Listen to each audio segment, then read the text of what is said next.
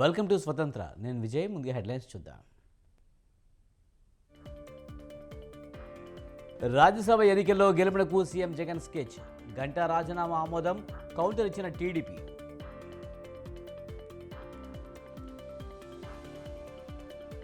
అధికారంలోకి వచ్చాక సొంత లాభమే చూసుకున్నారు. ఏపీ సీఎం జగన్పై షర్మిల ఘాటైన విమర్శలు.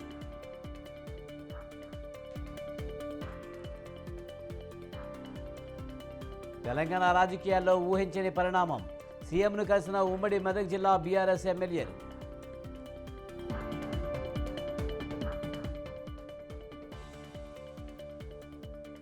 దివంగత మాజీ సీఎం కర్పూరి ఠాకూర్కు భారతరత్న శత జయంతి వేళ అత్యున్నత పురస్కారం.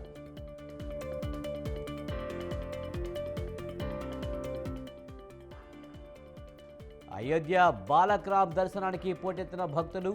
తొలి రోజు 4 లక్షల మందికి పైగా దర్శనం.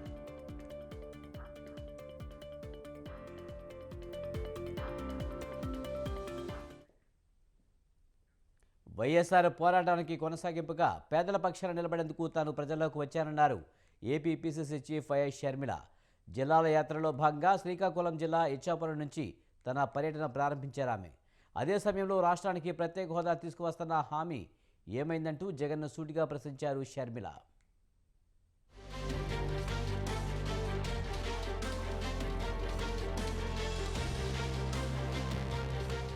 ఆంధ్రప్రదేశ్లో కాంగ్రెస్ పార్టీకి పూర్వ వైభవం తీసుకురావడమే లక్ష్యంగా తనదైన వ్యూహాలతో ముందుకు వెళ్తున్నారు AP PCC chief YS Sharmila. Pradesh Congress బాధ్యతలు తీసుకున్న వెంటనే ఏమాత్రం ఆలస్యం చేయకుండా జిల్లాల పర్యటన ప్రారంభించారామె. ఇందులో భాగంగా శ్రీకాకుళం జిల్లా ఇచ్చాపురం నుంచి తన ప్రయాణం ప్రారంభించారు.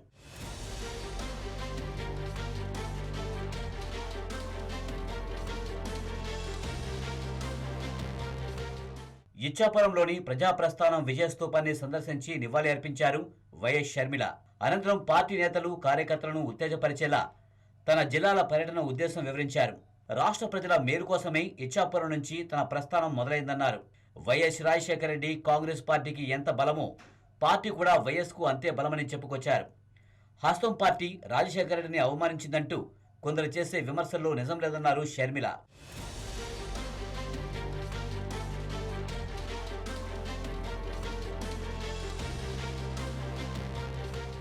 ఇక వైసీపీ సర్కారుపై తనదైన శైలిలో ఆగ్రహం వ్యక్తం చేశారు ఏపీ పీసీసీ చీఫ్. రాష్ట్రంలో పరిస్థితులు చూస్తుంటే బాధగా ఉన్నాయని తెలిపారు. బీజేపీకి ఇక్కడ పార్టీలు తొత్తులుగా మారాయంటూ ఆరోపించారు షర్మిల. సీఎం అయ్యాక ఒక్కరోజు కూడా హోదా గురించి జగన్ అడగలేదన్నారు. 25 మంది ఎంపీలను ఇస్తే ప్రత్యేక హోదా తీసుకువస్తాన్న హామీ ఎక్కడికి పోయిందంటూ సూటిగా ప్రశ్నించారు షర్మిల.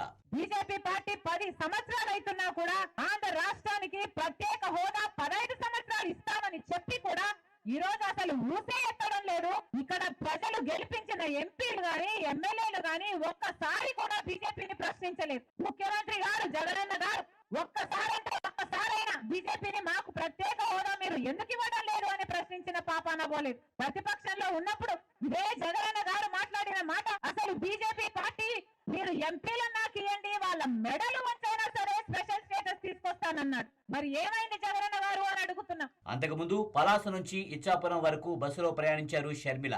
ప్రయాణికులతో మాట్లాడి వారి కష్టాలు తెలుసుకున్నారు. మరోవైపు వైవి సుబ్బారెడ్డి వ్యాఖ్యలపై స్పందించారు AP PCC chief.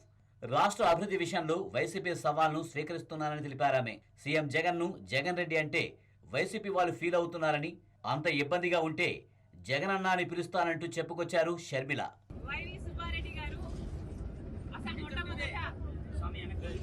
Jagan Reddy గారు అనడము వాళ్ళకు నచ్చలేదు.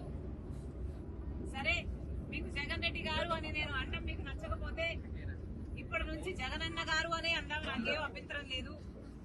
కానీ వైవి సుబ్బారెడ్డి గారు వాళ్ళు చేసిన డెవలప్మెంట్ ని చూపిస్తామన్నారు.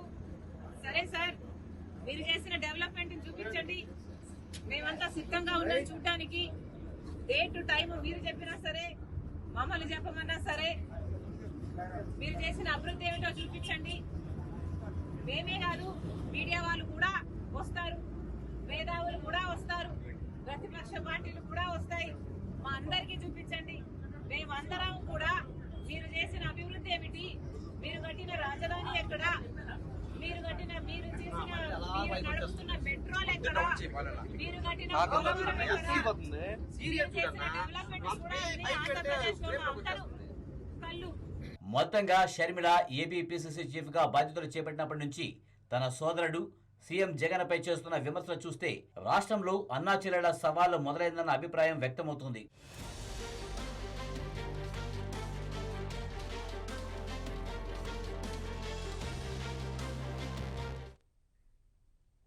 మాజీ మంత్రి సోమిరెడ్డి చంద్రమోహన్ రెడ్డి జగన్ వ్యాఖ్యలకు కౌంటర్ ఇచ్చారు. జగన్ నేడు చెప్పింది 100కు 100% కరెక్టే అన్నారు. జగన్కు ప్రజలే స్టార్ క్యాంపెయినర్లని అన్నారు. జగన్ను నమ్మి మోసపోయిన ప్రతి నిరుద్యోగి ఒక స్టార్ క్యాంపెయినర్ అని, దగాపడ్డ ప్రతి రైతు ఒక స్టార్ క్యాంపెయినర్ అని అన్నారు.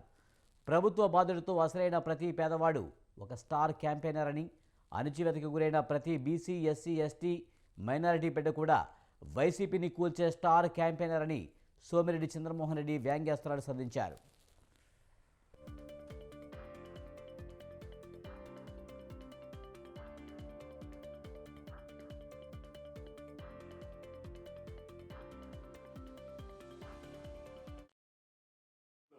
జగన్మోహన్ రెడ్డి 100% నిజమే చెప్పాడు. ఇప్పుడు జరగబోయే శాసనసభ ఎన్నికల్లో ప్రజలందరూ స్టార్ క్యాంపెయినర్ అని చెప్పారు. 100% కరెక్ట్. ఈ ప్రభుత్వాన్ని గద్దె దింపే జరగబోయే యుద్ధంలో ప్రతి సగటు మానవుడు స్టార్ క్యాంపెయినరే. జగన్ను నమ్మి మోసపోయిన ప్రతి నిరుద్యోగి స్టార్ క్యాంపెయినరే. ప్రభుత్వం బాధుల్లో బలైన ప్రతి సగటు మానవుడు స్టార్ క్యాంపెయినర్లే.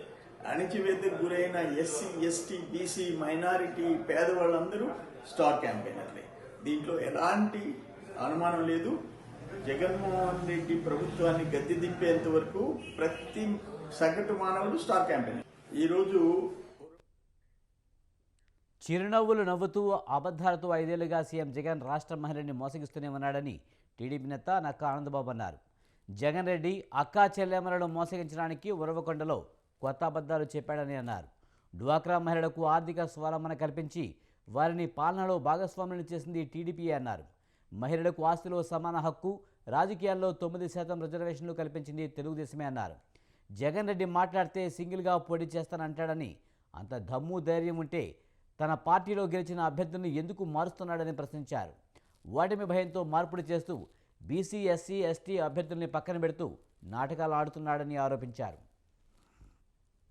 బ్రాండ్లు తయారు చేసి చివరిసారిగా ఆయన భాషలో అక్క చెల్లెమ్మల్ని మోసం చేయడానికి ఈరోజు ఇంకో మీటింగ్కి అటెండ్ అయ్యాడు.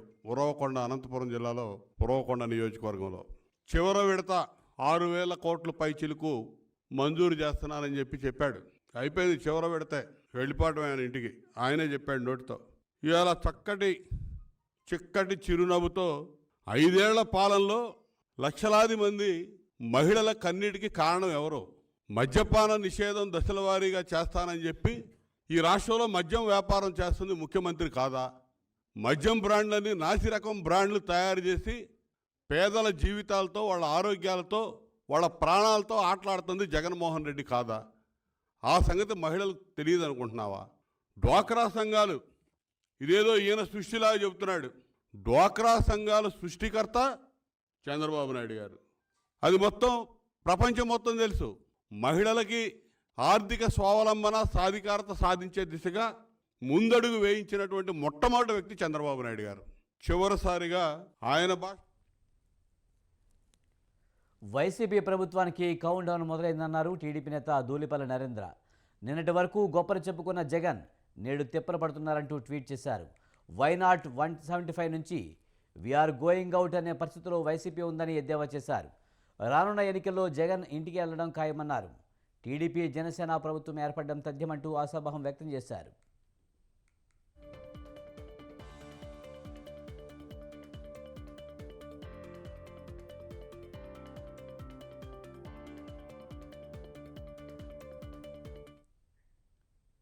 వైసీపీకి మరో షాక్ తగిలింది. ఆ పార్టీకి చెందిన నరసరావుపేట ఎంపీ లావు శ్రీకృష్ణదేవరాయలు రాజీనామా చేశారు. పార్టీ సభ్యత్వంతో పాటు ఎంపీ పదవికి రాజీనామా చేస్తున్నట్టు తెలిపారు. కొంతకాలంగా పార్టీలో నెలకొన్న పరిస్థితుల దృష్ట్యా ఈ నిర్ణయం తీసుకున్నట్లు ఆయన ప్రకటించారు.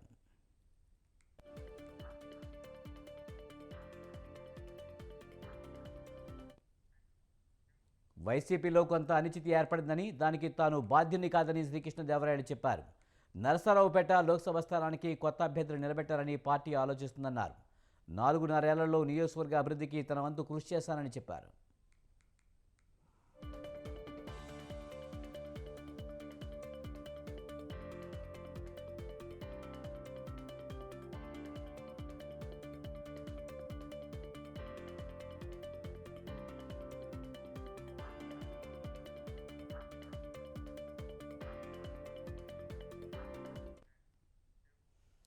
ఎన్నికల దగ్గర పడుతున్న వేళ వైసీపీ అధిష్టానం ఇన్ఛార్జిలో మార్పులు చేర్పులపై కసరత్తు చేస్తుంది. ఇప్పటికే పలువురు స్థానాలను మార్చిన హైకమాండ్ 5వ జాబితా సిద్ధం చేస్తుంది. వరుసగా విడుదలవుతున్న జాబితాల్లో సీటు దక్కిన నేతలు అసంతృప్తితో ఇతర పార్టీల వైపు చూస్తున్నారు. తాజాగా నరసరావుపేట ఎంపీ శ్రీకృష్ణదేవరాయలు వైసీపీకి పదవికి రాజీనామా చేశారు. నరసరావుపేట ఎంపీ అభ్యర్థిగా మరో వ్యక్తిని పెట్టాలని అధిష్టానం భావిస్తోంది. శ్రీకృష్ణదేవరాయలను గుంటూరు నుంచి బరిలోకి దించే యోచనలో ఉంది. అయితే తాను నరసరావుపేట నుంచే పోటీ చేస్తానని అధిష్టానానికి తేల్చి చెప్పారు శ్రీకృష్ణదేవరాయలు. దీంతో ఆయన పార్టీకి రాజీనామా చేశారు.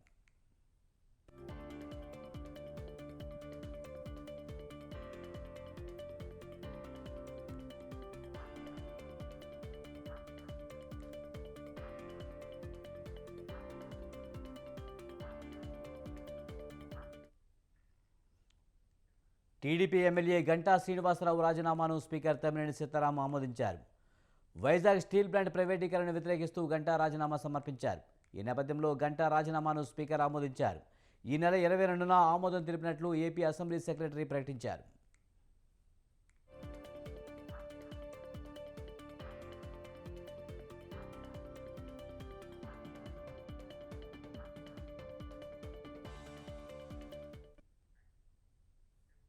దాదాపు 3 ఏళ్ల క్రితం తన పదవికి రాజీనామా చేశారు TDP MLA Ganta Srinivasarao.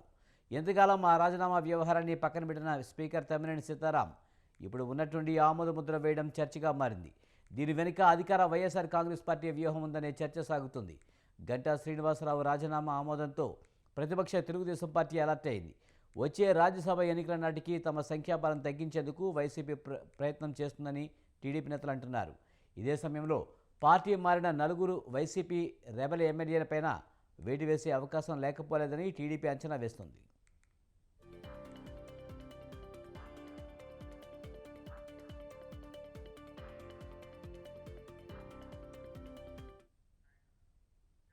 MLC ఎన్నికల్లో వైఎస్ఆర్ కాంగ్రెస్ పార్టీకి వ్యతిరేకంగా ఓటు వేసి ఆ తర్వాత టీడీపీలో చేరారు ఉండవల్లి శ్రీదేవి. ఆనం రామనారాయణ రెడ్డి, మేకపాటి చంద్రశేఖర్ రెడ్డి, కోటంరెడ్డి శ్రీధర్ రెడ్డి ఆ 4 పైన వేటు పడుతుందని టీడీపీ భావిస్తుంది. వైసీపీ వ్యూహానికి కౌంటర్ సిద్ధం చేస్తుంది టీడీపీ. తమ పార్టీ రెబల్ ఎమ్మెల్యేలపై తామిచ్చిన డిస్క్వాలిఫికేషన్ పిటిషన్లో ఆమోదం విషయంలో స్పీకర్పై ఒత్తిడి పెంచాలని టీడీపీ భావిస్తోంది.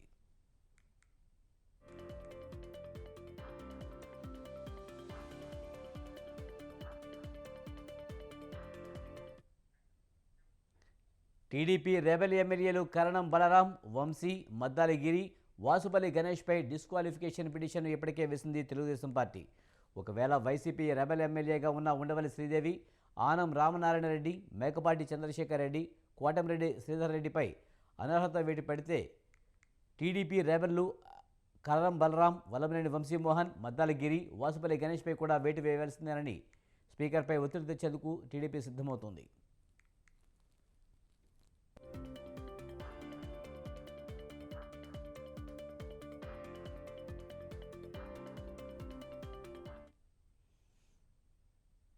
సీఎం రేవంత్ రెడ్డితో 4 బీఆర్ఎస్ ఎమ్మెల్యేలు భేటీ కావడం చర్చనీయాంశమైంది. హైదరాబాద్ జూబ్లీహిల్స్లోని సీఎం ఇంట్లోనే ఈ 4 ఎమ్మెల్యేలు సమావేశమయ్యారు. సీఎంను కలిసిన వారిలో నర్సాపూర్ ఎమ్మెల్యే సునీత లక్ష్మారెడ్డి, దుబ్బాక ఎమ్మెల్యే కొత్త ప్రభాకర్ రెడ్డి, పటాన్చెరు ఎమ్మెల్యే గుడెం మహిపాల్ రెడ్డి, జహీరాబాద్ ఎమ్మెల్యే మాణిక్రావు ఉన్నారు. రాబోయే లోక్సభ ఎన్నికలపై బీఆర్ఎస్ పార్టీలో సమీక్షలు జరుగుతున్న సమయంలోనే 4 బీఆర్ఎస్ ఎమ్మెల్యేలు సీఎం రేవంత్ రెడ్డితో భేటీ కావడం ఆసక్తిగా మారింది. నియోజకవర్గంలోని సమస్యలు, అభివృద్ధిపై చర్చించేందుకు మర్యాదపూర్వక భేటీ అని చెబుతున్నా రాజకీయంగా మాత్రం సంచలనంగా మారింది.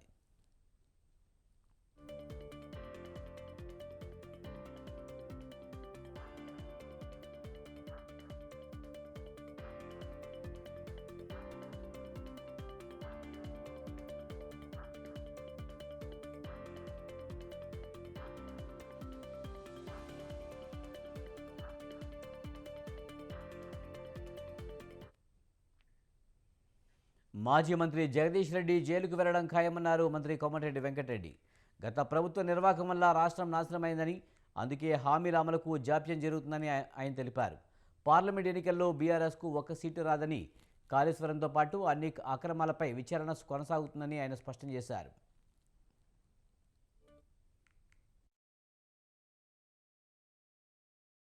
కవిత ఎవరు కేటీఆర్ అవుట్డేటెడ్ కేసుల గురించి మాట్లాడుతున్నారు ఆయన. మీరు అంతా కవిత పేరు గురించి ఫస్ట్ చెప్పినాం. రేపు మాకు జైల్లోకి పోయే కవిత జగదీష్ రెడ్డి తప్ప కేటీఆర్ తప్ప ఎవరు దొరకలేదు. మీకు మంచిది 100 రోజుల్లోపే కాదు 2 రోజుల్లోనే చేసినాం. ఇవన్నీ కూడా వారం రోజులు చేస్తుండే. కానీ మా కర్మ గవర్నమెంట్ వచ్చిన మొదటి క్యాబినెట్లో ప్రభాకర్ రావు అనే 82 ఏళ్ళ ముసలా యంగ్ యువకుని పెట్టుకొని 70,000 కోట్ల రూపాయల నష్టాల బాధపడి యాదాద్రి భద్రాద్రి ఛత్తీస్గఢ్ కరెంట్లో కొనుగోలులో ప్లాంట్ల నిర్మాణంలో నామినేషన్ బేసిస్ మీద 70,000 కోట్లు నష్టాలు పరిచిన ఆ పెద్ద మనిషి మీటింగ్ ముఖ్యమంత్రి గారు పిలిస్తే కూడా రాకుండా తప్పిపోయాను. ఏడ దాచుకున్న పోలీసు వాళ్ళు వయసును చూడను. 9 ఏళ్ళైనా అరెస్ట్ చేసి జైలు వేస్తారు. ఇంక్లూడింగ్ జగదీష్ రెడ్డితో పాటు ఆ దివాళా తీసిన డిపార్ట్మెంట్ని సెట్ చేసుకుంటూ రిజ్వీ లాంటి సమర్థమైన అధికారిని వేసి వచ్చేలోనే 200 యూనిట్ చేస్తున్నాం. కవిత ఎవరు కేటీఆర్ అవుట్డేటెడ్ కేసుల గురించి మాట్లాడుతున్నారు ఆయన. మీరు అంతా కవిత పేరు గురించి ఫస్ట్ చెప్పినాం. రేపు మాకు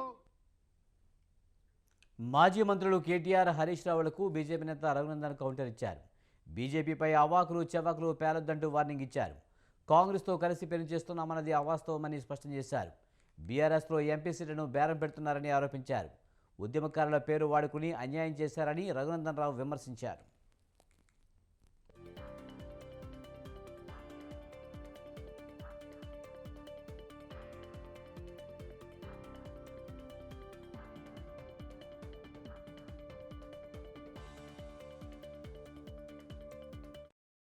లాంటి సీట్లు అమ్ముకున్నారని, రేపో మాపో నల్గొండలు మహబూబ్ నగర్లు కూడా అమ్ముకుంటారని, డబ్బున్నోళ్ళకే సీట్లు ఇస్తారని, ఇట్లా రకరకాలైనటువంటి ప్రచారాలు మీ సమీక్ష తర్వాత బయటకు వస్తున్నాయి. మొన్నటి మెదక్ సమీక్ష తర్వాత ఓఆర్ఆర్ ఏర్పాటు సమయంలో డిప్యూటీ కలెక్టర్ ఉండి రింగ్ రోడ్డు వంకలకు కారణమై కలెక్టర్లు ఉండి కాళ్ళు మొక్కి ఎమ్మెల్సీలు తెచ్చుకున్న వాళ్ళకి మళ్ళీ 100 కోట్లకి మెదక్ ఎంపీ సీటు భారం పెట్టుకున్నారని కార్యకర్తలంతా గుసగుసలాడుతున్నారు.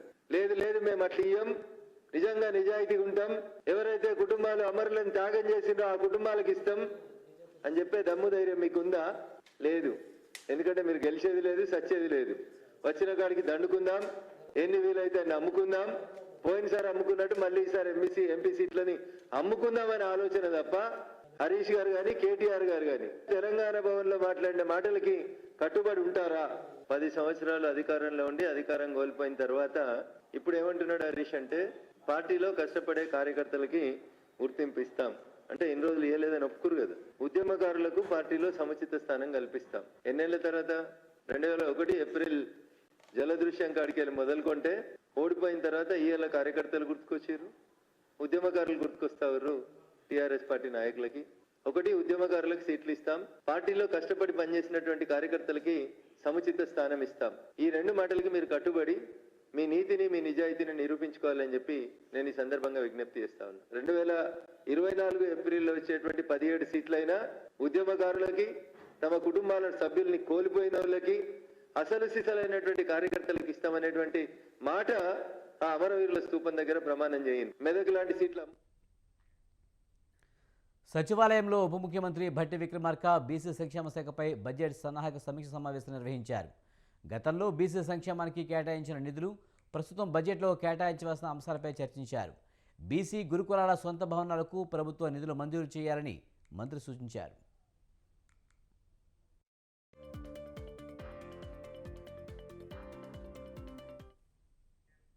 ప్రస్తుత సంవత్సరానికి 300 మందికి ఓవర్సీస్ స్కాలర్షిప్లు మంజూరు చేస్తుండగా వాటిని మరింత మందికి పెంచాలని మంత్రి పొన్నం ప్రభాకర్ డిప్యూటీ సీఎం భట్టి విక్రమార్కను కోరారు. బీసీ హాస్టల్ని మరింత అభివృద్ధి చేయాలని, తెలంగాణ బీసీ కులగణన చేస్తామని హామీ ఇవ్వడంతో దానికి బడ్జెట్లో నిధులు కేటాయించాలని కోరారు. బీసీ డిక్లరేషన్పై ప్రభుత్వం నిర్ణయం తీసుకోవాల్సి ఉండగా దానికి అనుగుణంగా బడ్జెట్లో నిధులు కేటాయించాలని డిప్యూటీ సీఎం భట్టి విక్రమార్కకి మంత్రి పొన్నం ప్రభాకర్ విజ్ఞప్తి చేశారు.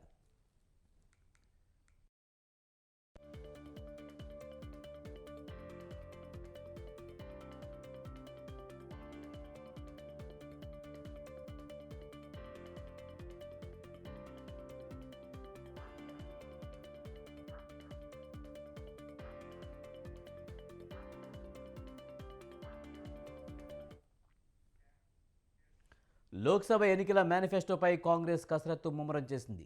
మేనిఫెస్టో కమిటీ సభ్యులు వివిధ రాష్ట్రాల్లో పర్యటిస్తూ అభిప్రాయ సేకరణ జరుపుతున్నారు. అందులో భాగంగా తెలంగాణ మేనిఫెస్టో సభ్యులు, మంత్రులు, పలు ప్రజా సంఘాలతో కేంద్ర మేనిఫెస్టో కమిటీ సభ్యులు ప్రవీణ్ చక్రవర్తి చర్చించారు.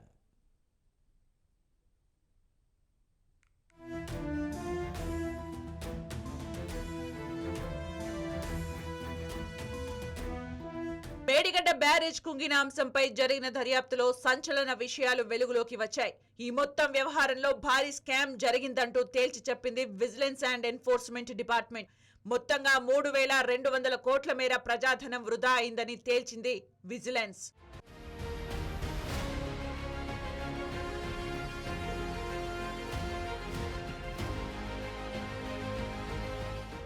రానున్న పార్లమెంట్ ఎన్నికల కోసం కాంగ్రెస్ సమాయత్తమవుతోంది. అందుకోసం మేనిఫెస్టోను సిద్ధం చేసే ప్రక్రియకు శ్రీకారం చుట్టింది. మేనిఫెస్టోలో చేర్చాల్సిన అంశాలపై వివిధ వర్గాల అభిప్రాయాలు సేకరిస్తున్నారు. ప్రజలకు దగ్గరగా ఆచరణకు సాధ్యమయ్యే హామీలనే మేనిఫెస్టోలో పొందుపరచాలని నేతలు డిసైడ్ అయ్యారు. కర్ణాటక, తెలంగాణ తరహాలోనే అన్ని రాష్ట్రాల్లో అన్ని రకాల ప్రజల్ని ఆకట్టుకునేలా గ్యారంటీలను ప్రకటించాలని భావిస్తోంది. కర్ణాటక, తెలంగాణలో గ్యారంటీలు సక్సెస్ అయ్యాయి. ఇదే తరహాలో గ్యారంటీలను ప్రకటించడం ద్వారా దేశ ప్రజలందరినీ ఆకర్షించాలని భావిస్తోంది. ప్రధానంగా రైతు రుణమాఫీపై కాంగ్రెస్ దృష్టి సారించింది. రైతు రుణమాఫీ చేసేందుకు బీజేపీ ప్రభుత్వం ససేమిరా అంటోంది. రైతు కిసాన్ సమ్మాన్ నిధిని 6 నుంచి 10,000కు పెంచేలా బీజేపీ ప్లాన్ చేస్తోంది. దీనికి కౌంటర్గా రైతు రుణమాఫీ హామీతో దూసుకెళ్లాలని కాంగ్రెస్ భావిస్తుంది.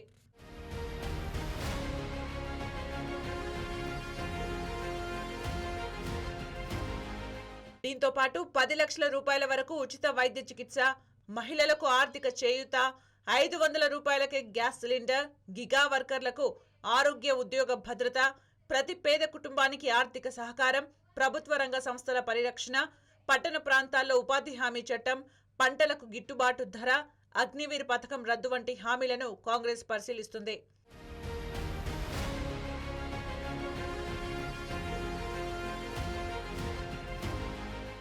ఇక రాష్ట్రాల వారీగా ఉన్న ప్రత్యేక పరిస్థితుల్ని పరిగణలోకి తీసుకుని అందుకు తగ్గ విధంగా హామీలు ఇవ్వాలని ఏఐసీసీ మేనిఫెస్టో కమిటీ భావిస్తోంది. అందుకు అనుగుణంగా ఆయా రాష్ట్రాల ప్రజల ఆకాంక్షలు ఎలా ఉన్నాయి, అక్కడి ప్రజలు కాంగ్రెస్ నుంచి ఏం ఆశిస్తున్నారు అన్న అంశాలను కాంగ్రెస్ పరిశీలిస్తోంది. ఏపీ, తెలంగాణల కోసం విభజన హామీల అమలు గ్యారంటీ ప్రామిస్ను మేనిఫెస్టోలో పొందుపరచాలని కాంగ్రెస్ భావిస్తోంది. రాష్ట్రాల వారీగా ప్రజల అభిప్రాయాలను తెలుసుకుంటోంది. పార్లమెంటు బడ్జెట్ సమావేశాలు ఫిబ్రవరి 9తో ముగుస్తాయి. ఆ తర్వాత ఎప్పుడైనా ఎన్నికల స్కెడ్యూల్ విడుదలయ్యే ఛాన్స్ ఉందని కాంగ్రెస్ అంచనా వేస్తోంది. ఈలోగానే మేనిఫెస్టోను పూర్తి చేయాలని టార్గెట్ పెట్టుకుంది కాంగ్రెస్ పార్టీ.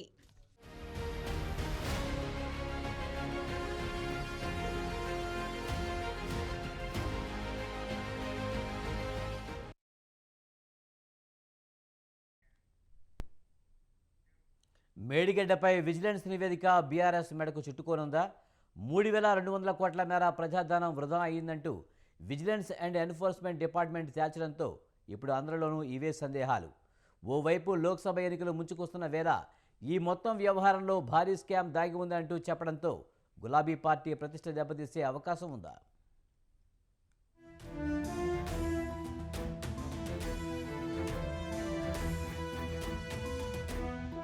మేడిగడ్డ బ్యారేజ్ కుంగిన అంశంపై జరిగిన దర్యాప్తులో సంచలన విషయాలు వెలుగులోకి వచ్చాయి. ఈ మొత్తం వ్యవహారంలో భారీ స్కామ్ జరిగిందంటూ తేల్చి చెప్పింది విజిలెన్స్ అండ్ ఎన్ఫోర్స్మెంట్ డిపార్ట్మెంట్. మొత్తంగా 3,200 కోట్ల మేర ప్రజాధనం వృధా అయిందని తేల్చింది విజిలెన్స్.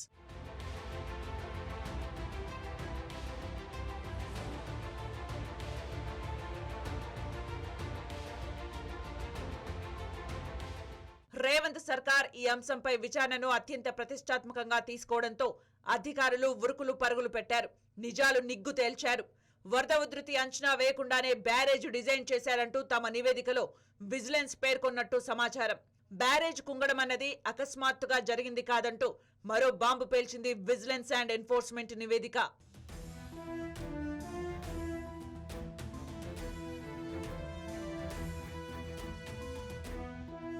ఇక మేడిగడ్డ నిర్మాణంలో భాగస్వాములైన ప్రతి ఒక్కరూ దోషులేనని తేల్చింది విజిలెన్స్.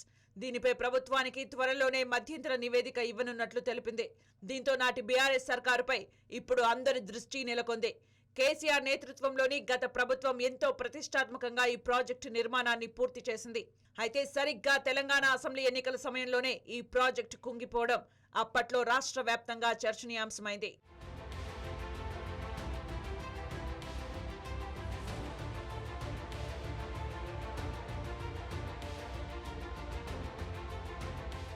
కాంగ్రెస్ అగ్రనేత రాహుల్ గాంధీతో పాటు నాడు విపక్షంలో ఉన్న రేవంత్ రెడ్డి సహా పలువురు మేడిగడ్డ కుంగిన ప్రదేశానికి వెళ్లారు. అసలేం జరిగిందన్న దానిపై క్షేత్రస్థాయిలో పరిశీలించారు. అప్పట్లోనే ఈ వ్యవహారంపై అధికారంలోకి వస్తే విచారణ జరిపించి నిజాలు నిగ్గు తేలుస్తామన్నారు రేవంత్ రెడ్డి. ఇక అధికారంలోకి రావడంతో తెలంగాణ ప్రభుత్వానికి చెందిన మంత్రుల బృందం మేడిగడ్డ వ్యవహారం పరిశీలించేందుకు క్షేత్రస్థాయి పర్యటనకు వెళ్లింది. పవర్ పాయింట్ ప్రెజెంటేషన్ ఇచ్చింది. విజిలెన్స్ విచారణకు ఆదేశించడంతో ఇప్పుడు ఆ నివేదిక తయారైంది.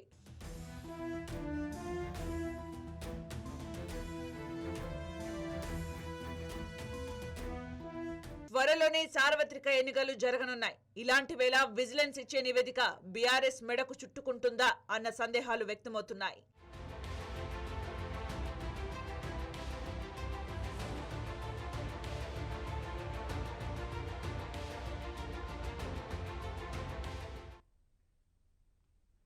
టీఎస్పీఎస్సీ కొత్త చైర్మన్ ఎవరు? గత ప్రభుత్వంలో గ్రూప్ పరీక్షల పేపర్ లీక్ కావడంతో నాటి బీఆర్ఎస్ సర్కార్పై వచ్చిన అప్రదిష్ట అంతా ఎంత కాదు. దీంతో ఈ నియామకాన్ని ప్రతిష్టాత్మకంగా తీసుకున్న ప్రభుత్వం ఆచితూచి అడుగులు వేసింది. ఇప్పటికే చైర్మన్తో పాటు సభ్యుల పేర్లను ఫైనల్ చేసింది. గవర్నర్ ఆమోదం కోసం సంబంధిత ఫైల్ను పంపించినట్లు సమాచారం.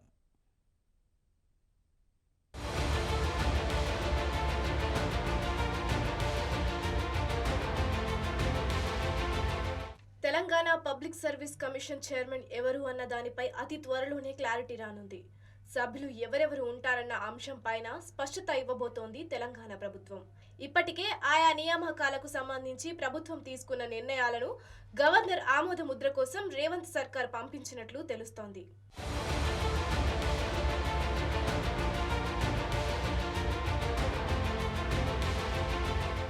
నిజానికి ఈ మొత్తం నియామకాల వ్యవహారంలో కాంగ్రెస్ ప్రభుత్వం అనేక జాగ్రత్తలు తీసుకుందనే చెప్పాలి. ఎందుకంటే పేపర్ లీకేజీ వ్యవహారంలో తెలంగాణ పబ్లిక్ సర్వీస్ కమిషన్ ఎన్నో విమర్శలు మూటగట్టుకుంది. గత ప్రభుత్వ హయాంలో నోటిఫికేషన్లు ఇచ్చినా పరీక్షలు సరిగా నిర్వహించడంలో విఫలమైందన్న ఆరోపణలు వచ్చాయి. అయితే అధికారంలోకి వచ్చాక టీఎస్పీఎస్సీని ప్రక్షాళించే పనిలో పడింది తెలంగాణ నూతన ప్రభుత్వం.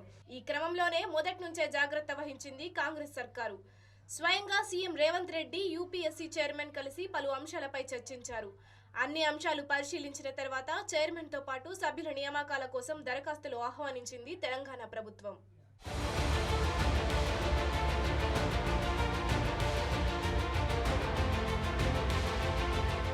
టీఎస్పీఎస్సీ చైర్మన్ పదవి కోసం 50 మంది, సభ్యుల పోస్టుకు 321 మంది దరఖాస్తు చేసుకున్నట్లు సమాచారం.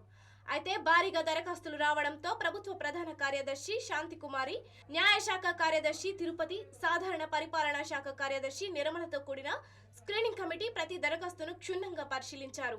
చివరకు ఈ పదవికి అర్హులుగా భావించిన వాళ్లలో మాజీ డీజీపీ మహేందర్ రెడ్డితో పాటు మరో 2 పేర్లను స్క్రీనింగ్ కమిటీ ఫైనల్ చేసినట్లు తెలుస్తోంది. వీరిలో మహేందర్ రెడ్డి ఒక్కరే తెలంగాణకు చెందిన వారు కావడంతో ఆయనకి అవకాశాలు ఎక్కువగా ఉన్నట్లు సమాచారం.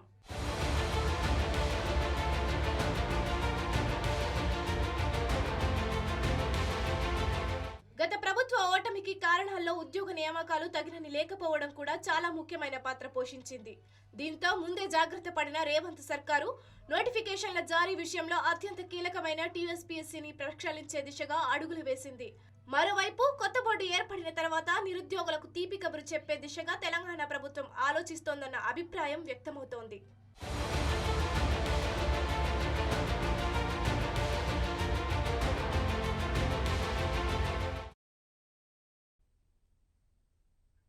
చిత్తూరు జిల్లా వీకోటలో జైహో బీసీ కార్యక్రమం జరిగింది. ఈ కార్యక్రమంలో మాజీ మంత్రి అమర్నాథ్ రెడ్డి పాల్గొన్నారు. బడుగు బలహీన వర్గాలకు తోడుగా ఉందంటే కేవలం టీడీపీ మాత్రమేనన్నారు. రానున్న ఎన్నికల్లో టీడీపీ అధికారంలోకి వస్తుందని ఆశాభావం వ్యక్తం చేశారు. 4.5 ఏళ్లలో వైసీపీ చేస్తున్న అభివృద్ధి శూన్యమని, బీసీలంతా ఐక్యమత్యంగా ఉండాలని అన్నారు. రాబోయే ఎన్నికల్లో జగన్మోహన్ రెడ్డికి ఓటు రూపంలో బుద్ధి చెప్పాలని మాజీ మంత్రి అమర్నాథ్ రెడ్డి అన్నారు.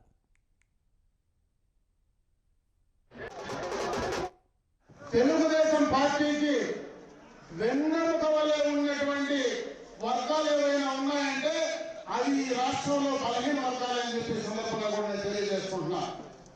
ఆనాడే ఎన్టీ రామారావు గారు జ్యోతిరావు పూలే ఆశయాలకు అనుగుణంగా బలహీన వర్గాలను రాజకీయంగా సామాజిక పరంగా మరి ఆర్థికంగా కూడా అభివృద్ధి చేసినటువంటి సందర్భాలను ఒకసారి గుర్తు చేస్తా ఉన్నా. ఈరోజు పార్టీ స్థాపించి ఇన్ని సంవత్సరాలు అయినా కూడా ఈ రోజుతో కూడా బలహీన వర్గాల బలమే తెలుగుదేశం పార్టీ బలం అని చెప్పే సందర్భంగా ఇవి ఈ బ్రిటన్ విశేషాలు. చూస్తూనే ఉండండి స్వతంత్ర.